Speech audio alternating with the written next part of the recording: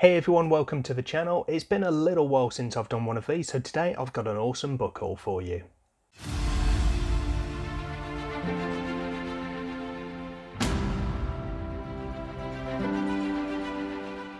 So although I don't feel like I'll make book hauls an important part of the channel, I do receive a number of books over the course of a year from publishers and from authors and from some of the amazing people I've met along the way, and roughly every quarter I pull those all together to show off the incredible titles I've been lucky enough to receive. So today I've got a lovely stack of fantasy and sci-fi books that I've acquired over the last couple of months, culminating with my birthday book haul for the end of June. And although I'm crowded in this corner of the room in front of my bookcase, the stack of books that I've got to show off is just out of sight. Literally the top of it is just under the screen here. So I'm going to start off with some books that I've purchased myself using gift cards that I had left over from, I think it was Christmas actually, but I've been looking to get hold of copies of these for a while, and I've now got Voice of War by Zach Argyle, book 1 in his awesome Threadlight series.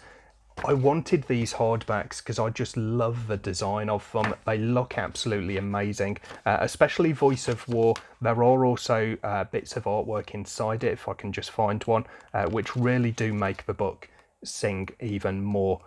So if you wanted to know what some of the creatures are, you can find almost a little bestiary inside there. So these look absolutely amazing. And the second one that I got from the series is book 3, Bonds of Chaos, which again has got the incredible boards there. They just look so good with the dust jacket off as well. So I still need to get my hands on a copy of Stones of Light, but I've got the first and the third in the series to add to my collection. I then bought myself one of the books that I was going to read for SPFBO 9. This one is Daughter of the Beast by E.C. Greaves, and it went down in price just after I added it to my wish list, and I couldn't really resist because I absolutely loved that cover, and happily I really enjoyed reading the book as well, so everyone was a winner there. And then I'll move on to gifts that I've received, and I'll mix these up so they're not in the order I've received them, but because it's relevant I'm going to start off with one of my most recent acquisitions, which was a birthday gift from my wife, and I've now got Sister of the Dead, which is book 2 in the Vaishivka trilogy by E.C. Greaves, and also book 3, Mother of the Bond, because these are just awesome. I love the covers on all three of these, and they just go together so well as a set. I'm really happy to have all three of those on my shelf, or they will be on my shelf when I can find room for them. And I've got a buddy read for books 2 and 3 going on in my Discord at the moment. I'm not taking part in that because I'm not going to continue with these until my SPFBO duties are done, but I am looking forward to getting back into the series and continuing with these great looking books. My daughter also got me a couple of books for my birthday, so I got a couple of novellas to add to series that I've been collecting, starting off with The Exile by Ryan Carhill.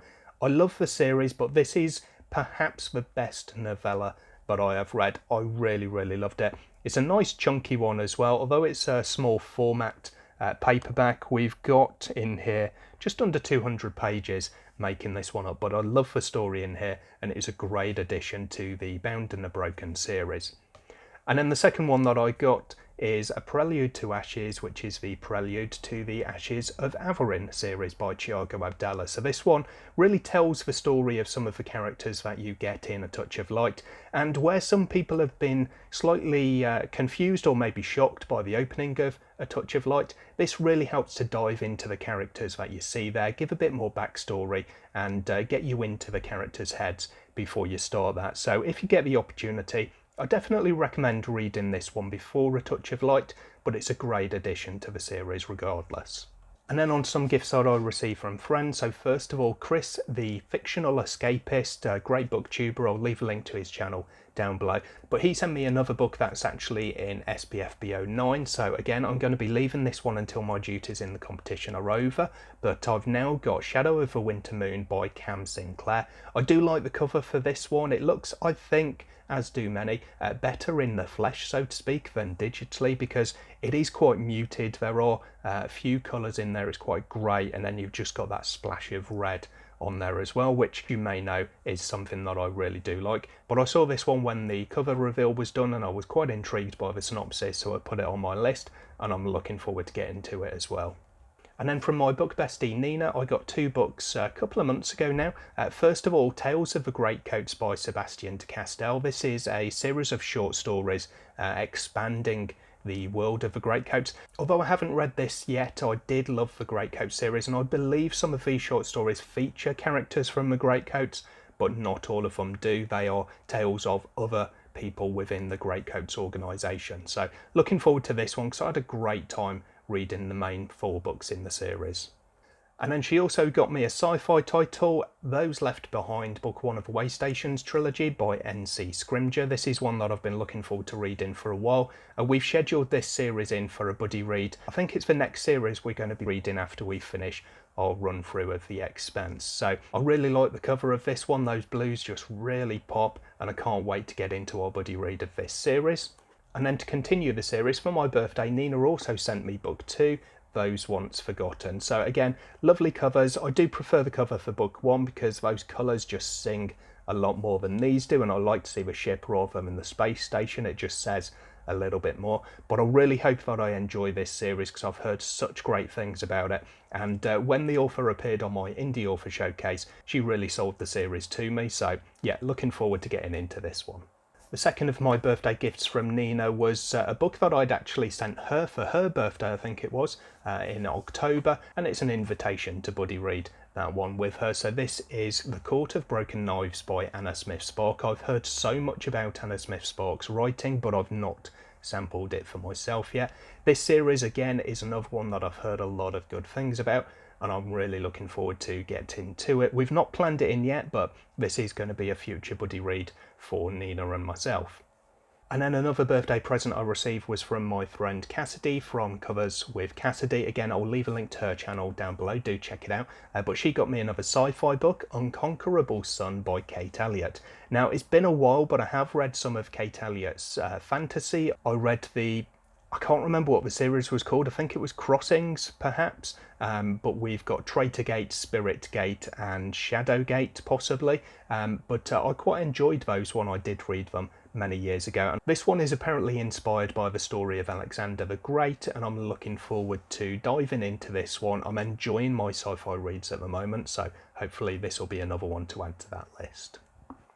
And then the final gift that I received, this one was essentially an early birthday present in terms of when it arrived, but I was sent by the author, Palmer Pickering, a copy of Untethered Sky by Fonda Lee. Now I read this on audiobook because I saw it and I loved that cover, and the synopsis sounded great as well. There isn't a synopsis on the back, but there is a blurb from Kate Elliott as it happens, which I thought says it all really. A beautifully told story of a young woman, her magnificent monstrous raptor, and her journey through grief, obsession, courage, and love. It's definitely one that I recommend. I really enjoyed my time listening to this one, and it's one that I really wouldn't mind seeing expanded into a full novel and maybe a series, so definitely check it out if you get the opportunity to. So thank you so much to Palmer, to Cassidy, Chris and Nina, and of course to Katie and Eleanor, my wife and my daughter, for all these amazing gifts that I've received over the last couple of months.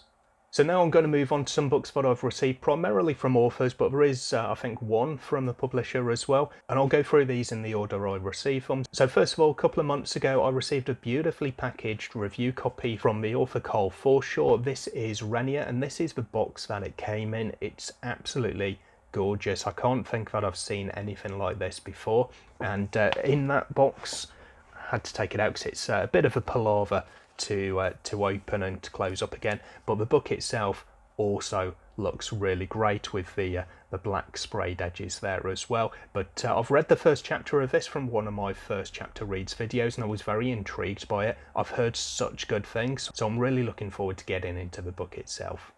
The book that I received from the publisher is the Judas Blossom by Stephen Orion. Angry Robot kindly sent me a copy of this. They sent out an email offering review copies, and I did decline that because I had already read it. I actually proofread this for Angry Robot, but I did point out that they'd got something wrong in the blurbs on there. I think it is on the back of the book, so you might not be able to see that, but it's got a blurb there from Ryan Carhill. It's not quite focusing in, but it says Ryan Carhill, author of the Broken and the Bound series, rather than the bound and the broken. So I pointed that out to them, and because I proofread it for them and because I was the first reviewer apparently to spot this error, they sent me a complimentary copy. So thank you so much for that. I really did enjoy my time reading this. It's not my usual thing. It's a historical fantasy, so it's set in our world, but it's a fictional set of events, and it does involve fantasy elements. But if you like the Persian history and the history of the Mongol Empire, this is definitely one that might suit you. Another SPFBO 9 entrant that I'm looking forward to getting into, and this is another one that I read the first chapter of in that first chapter's reads video. This is from Emma L. Adams, Death's Disciple, book 1 in a series of the same name. I really liked this first chapter when I read it, so looking forward to getting through my SPFBO 9 commitments, and then I'm going to be picking this one up I think shortly after, because I'm really looking forward to seeing where it goes from there. A nice short one that I'm going to try and fit in over the next couple of months. This is Exile by AJ Kelvin, very shiny, so I'll try to avoid the ring light reflecting off it too much there. But this is book 1 of the Cain Legacy, and again, it's one that I'm looking forward to. As I say, it's not very long, so hopefully I'll be able to squeeze this in a little bit more easily than some of these others, and I'll be able to tell you all a bit more about it. One that I am going to be getting to soon, because I pulled it out of my TBR jar for my July reading, is Islas Reach by Francisca Liliana. I love this Felix Ortiz cover. It really looks great. A good combination of colours and beasts on there. So I'm definitely excited for this one. Again, it's one that I've heard some really good things about. It's a nice chunky one. It's a duology, so I don't know how big the second one's going to be, but theoretically it might be something of a similar size, and I can't wait to find out what this one's all about.